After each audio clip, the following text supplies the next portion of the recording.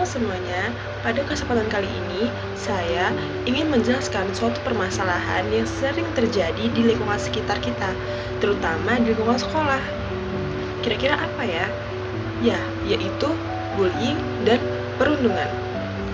Pernah nggak sih kalian melihat seseorang dihina, diejek, dicemoohkan, bahkan sampai dijauhi oleh teman-temannya sendiri? Atau bahkan kalian pernah mengalaminya? Hal seperti itu sering disebut dengan bullying atau perundungan. Meski terkesan candaan, bullying sendiri memiliki dampak yang sangat buruk dan berdampak negatif bagi orang-orang yang mengalaminya. Maka pada kesempatan kali ini saya akan membahas apa itu bullying, mulai dari jenis-jenisnya, dampaknya, dan bagaimana cara untuk mencegah bullying itu sendiri. Sebelumnya, saya ingin memperkenalkan diri saya terlebih dahulu. Perkenalkan, nama saya Bunga Agustina dari Prodi Akuntansi Bisnis Digital Politeknik Negeri Lampung dengan NPM 2575273. Oke, bullying sendiri memiliki beberapa jenis yang sering terjadi di kehidupan sehari-hari. Yang pertama, bully fisik, yang dimana melakukan kekerasan secara langsung seperti mendorong, menampar, menonjok, bahkan merusak barang orang lain. Yang kedua, ada bully verbal. Apa sih bully verbal? Bully verbal itu melalui ungkapan kata-kata seperti dengan menghina, mengejek, bahkan memanggil orang dengan sebutan tidak baik, dan juga bisa menertawakan orang-orang yang bahkan orang-orang tersebut tidak memiliki salah pada kita. Walaupun terlihat seperti bercanda, tapi kata-kata yang menyakitkan itu dapat membuat hati orang terluka dan membuat kepercayaan diri orang akan menghilang. Yang ketiga, ada bully sosial, yaitu di mana mengucilkan seseorang dari kelompok pertemanan dan seseorang ini tidak diajak dalam kegiatan bersama. Bahkan parahnya lagi, bisa dibuatkan gosip yang tidak benar atau dilebih-lebihkan. Dan mau tahu lagi nggak sih teman-teman, parahnya bully ini udah bukan cuma bisa dilakukan di dunia nyata, tetapi di dunia digital pun banyak sekali yang melakukan hal-hal bullying tersebut. Contohnya, ujar kebencian melalui komentar, postingan ulang, bahkan konten-konten yang seharusnya tidak dipublikasikan dan dipertontonkan oleh masyarakat luas.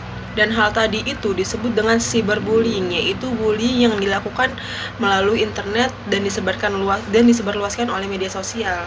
Dan perilaku bully ini sering terjadi, bahkan banyak terjadi di lingkungan sekolah, yang dimana membuat para siswa-siswi dan para korban bully itu menjadi ketakutan dan akan berpengaruh pada pendidikannya.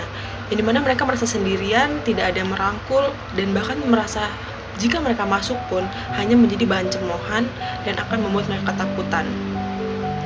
Jadi di mana bully ini tidak bisa dianggap sederhana, bahkan tidak bisa dianggap sebagai bahan candaan, karena itu menyangkut mental seseorang. Tapi kita bisa kok mencegah perilaku-perilaku buruk yang tadi agar tidak terjadi di lingkungan sekitar kita, bahkan tidak meluas. Ada beberapa cara yang dapat kita lakukan untuk mencegah bullying tersebut. Yang pertama, kita harus saling belajar menghargai dan menghormati, yaitu mulai dari penampilan, kepercayaan, dan latar belakang. Itu seperti agama, suku, budaya, adat, dan istiadat. Yang kedua, tidak ikut-ikutan dalam merundung seseorang. Bahkan kalau bisa kita menjadi seseorang yang memberitahu kepada orang-orang yang melakukan perundungan tersebut. Yang ketiga, jika kita melihat orang yang sedang dibully, itu kita harus cepat-cepat membantu, tidak boleh membiarkan begitu saja atau bahkan ikut menertawakan orang-orang yang menjadi korban. Karena kita pun tidak tahu kapan kita menjadi korban bully dan kapan kita terkena bully. Dan langkah selanjutnya yang kita lakukan yaitu melaporkan pelaku-pelaku tersebut kepada orang-orang yang berperan tinggi, seperti jika di lingkungan sekolah seperti kita mengadukan kepada guru, dan jika di lingkungan sekitar rumah kita mengadukan atau memberitahu kepada orang tuanya agar perlakuan pembulian tersebut bisa dihentikan dan tidak memperluaskan atau mengajak orang-orang lain untuk melakukan perlakuan yang tidak baik itu. Keempat, ini sangat penting, yang dimana perlakuan bully ini sangat berbeda dengan perlakuan bully-bully yang kita sebutkan sebelumnya.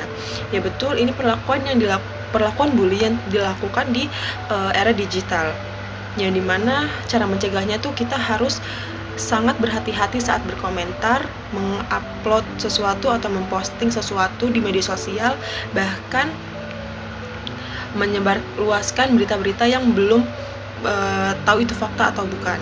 Karena masyarakat di luar sana sekarang sangat cepat termakan berita hoaks, yang dimana sangat percaya pada berita-berita yang diluarkan tanpa melihat itu berita benar atau bukan.